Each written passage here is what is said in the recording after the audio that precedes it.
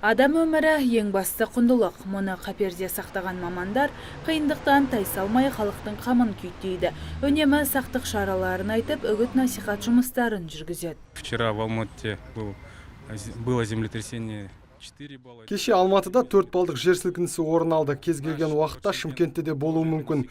Халық қауіпсіздік шараларын білуі қажет. Өткізіп жатқан шараның мақсаты да осы. Бүгін оқу-жаттығу Әл-Фараби ауданының әкімдігінде өтті. Мамандар тапсырылған міндетті өз деңгейінде атқарды. Біз білеміз, күнделікті теледидардан көріп жүрміз, әлемде болып отқан апаттарды, кеше болып отқан мысалы Алматы қаласындағы 4 балдық жер сілкінісі болды, зілзала.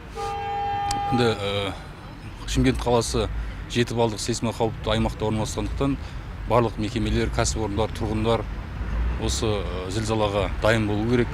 Қызметкерлер сейсма жаттығуды жоғары қабаттан бастап төтенше жағдай орын алғанда атқарылар көмектерді көрсетті.